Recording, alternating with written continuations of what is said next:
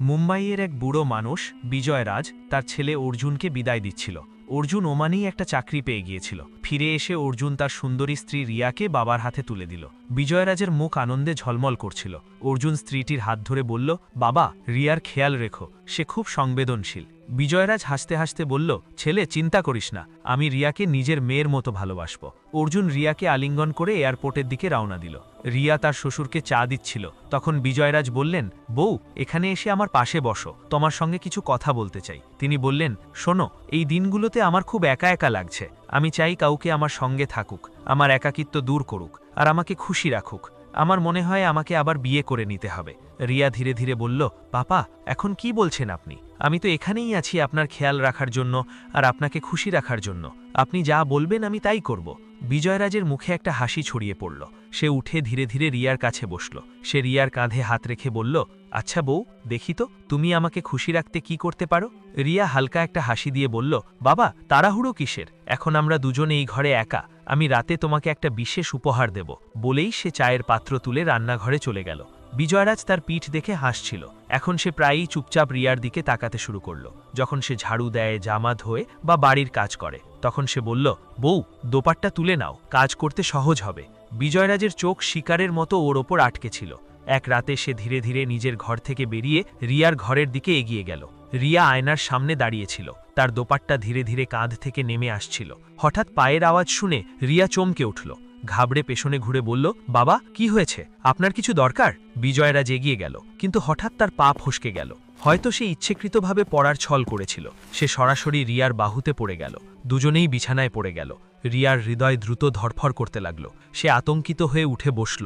কাপড় ঠিক করতে করতে বলল, বাবা, এটা কি হলো? বিজয়রাজ ধীরে ধীরে বলল, বউ, আমাকে মাফ করে দাও, আমার পা পিছলে গিয়েছিল। রিয়ার মনে ঝড় উঠছিল। সে দ্রুত বলল, বাবা, আপনি আপনার ঘরে যান, আমি ওষুধ নিয়ে আসছি, আর তাড়াতাড়ি ঘর থেকে বেরিয়ে গেল। সন্ধ্যায় যখন রিয়া তার স্বামী অর্জুনের সঙ্গে ভিডিও কলে কথা বলছিল, তখন তার কণ্ঠে সেই পুরনো ভালোবাসা আর কোমলতা ছিল। সে তার কথায় অর্জুনকে হাসাতো, কখনো নতুন কাপড় পরত, কখনো ভিডিও বানিয়ে পাঠাতো। হাসতে হাসতে তাকে চুমু দিত আর মনের কথা বলতো। কিন্তু সে জানত না যে বিজয়রাজ জানালার আড়াল থেকে সব কিছু দেখছিল। তার চোখে কামনার আগুন জ্বলে উঠছিল আর মুখ রাগ আর ঈর্ষায় লাল হয়ে উঠেছিল। সে নীরবে সেখান থেকে সরে গেল। পরের দিন রিয়া নিজের ঘরে মোবাইলে ব্যস্ত ছিল। হঠাৎ বাইরে কোনো নারীর হাসির আওয়াজ শুনে সে অবাক হয়ে গেল। দ্রুত বাইরে বেরিয়ে এসে দেখল বিজয়রাজ একজন মহিলার সঙ্গে হাসতে হাসতে কথা বলছেন।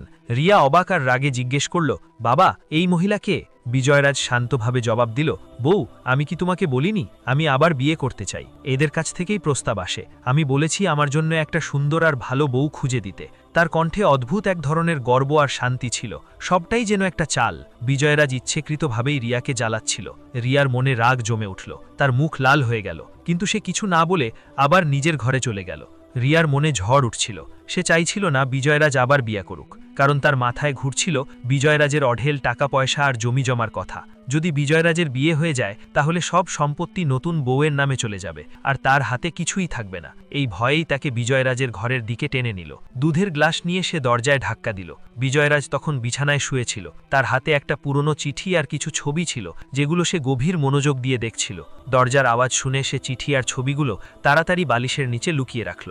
রিয়া ধীরে ধীরে ঘরের ভেতরে ঢুকল। তার কণ্ঠে অদ্ভুত এক ধরনের কোমলতা ছিল। সে বলল, বাবা, আপনি তো খুব ক্লান্ত, আমি কি আপনার মাথায় একটু মালিশ করে দিই? বিজয়রাজ চুপচাপ মাথা নেড়ে সম্মতি দিল। রিয়া ইচ্ছাকৃতভাবে তার স্কার্ফটা মেঝেতে ফেলে দিল। ম্যাসাজ করতে করতে ধীরে ধীরে নিজের মাথা বিজয়রাজের বুকে ঠেকিয়ে দিল। বিজয়রাজের শরীরে হালকা একটা কাঁপুনি ছড়িয়ে পড়ল। সে ঘাবড়ে গিয়ে বলল, বউ, তুমি কি করছো? রিয়া মিষ্টি কণ্ঠে বলল, বাবা, আমি শুধু আপনার মনটা শান্ত করার চেষ্টা করছি। আমি আপনাকে খুশি করছি। চিন্তা করবেন না, যতদিন আমি এখানে আছি আপনাকে আর দ্বিতীয় বিয়ে করতে হবে না। বিজয়রাজের চোখে অদ্ভুত একটা ঝিলিক দেখা দিল। সে রিয়াকে বাহুতে টেনে নিয়ে ধীর স্বরে বলল, বউ, যদি তুমি আমার ইচ্ছে পূরণ করতে থাকো, তাহলে আমি তোমাকে সব কিছু দিয়ে দেব, আমার টাকা, আমার সম্পত্তি। রাত অনেক গভীর হয়ে গিয়েছিল। বিজয়রাজ ধীরে ধীরে উঠে দাঁড়াল। নীরবতার মধ্যে তার পায়ের শব্দ হালকা করে শোনা যাচ্ছিল। সে সোজা রিয়ার ঘরে ঢুকে খুঁজতে লাগল।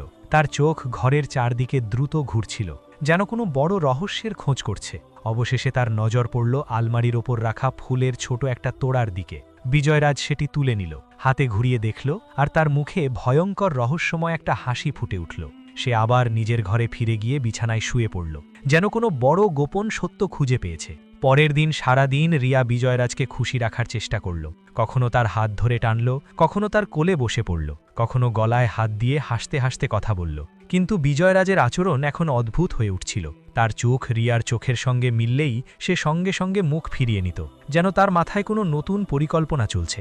বিজয়রাজের এই ঠান্ডা উদাসীনতা রিয়াকে অস্থির করে তুলল। তবুও সে নিজের চালাকির খেলা চালিয়ে যেতে থাকল। পরের রাতে রিয়ার ঘর থেকে করুণ কান্নার আওয়াজ শোনা গেল। কান্নার শব্দ এতটাই ব্যথাভরা ছিল যে বিজয়রাজ, যিনি নিজের ঘরে শুয়েছিলেন, তা শুনে সঙ্গে সঙ্গে রিয়ার ঘরের দিকে দৌড়ে গেল। সে দরজা খুলে ঘাবড়ানো কণ্ঠে বলল, বউ, কি হয়েছে? কেন কাঁদছ? সব ঠিক তো? রিয়া বিছানায় বসেছিল, তার মুখ অশ্রুতে ভিজেছিল। সে কাঁদতে কাঁদতে বলল, বাবা, আপনি কি করেছেন? আমার জীবন নষ্ট হয়ে গেছে, আমি আর থাকতে পারবো না। আপনি আমার সম্মান লুটে নিয়েছেন। বিজয়রাজের মুখ ফ্যাকাশে হয়ে গেল। সে ধীরে ধীরে এগিয়ে এসে বলল, বউ, কি বলছো তুমি? এমন কথা কেন বলছো? কি হয়েছে? রিয়া আরও জোরে কাঁদতে লাগল। সে বলল, বাবা, সকাল থেকে আমার বমি হচ্ছে। এসব আপনার জন্যই হয়েছে। আপনি আমার জীবন ধ্বংস করে দিয়েছেন। এখন আমি এই পৃথিবীর মুখ কি করে দেখাবো? বিজয়রাজ হতবাক হয়ে গেল। সে বলল, বউ, এটা কিভাবে সম্ভব? আমি তো কিছু করিনি, তুমি ভুল বুঝছো। কিন্তু রিয়া তাকে থামিয়ে দিয়ে বলল, বাবা, মনে হয় আপনার স্মৃতি খুব দুর্বল হয়ে গেছে। গতরাতে আপনি আমার ঘরে এসেছিলেন। আপনি যা করেছেন তা একজন স্বামী তার স্ত্রীর সঙ্গে করে, আর এখন আপনি নিজেকে নির্দোষ দেখাচ্ছেন। রিয়ার কান্না ধীরে ধীরে চিৎকারে রূপ নিল, যেন পুরো মহল্লাকে জাগিয়ে তুলতে চায়। এই নাটক এখন ভয়ঙ্কর মোড়ে পৌঁছে গিয়েছিল। বিজয়রাজ ভয় পেয়ে গেল। সে হঠাৎ উঠে দাঁড়ালো, দরজার দিকে তাকালো, তারপর রিয়ার দিকে ফিরে এসে ধীরে বলল, ঠিক আছে বউ, ঠিক আছে, তুমি ঠিক বলছো। সে আরও বলল, তুমি চিন্তা করো না, আমি সব সামলে নেব। আইএল টি-20 লিগে অবিশ্বাস্য এক রেকর্ড করলেন তাসকিন।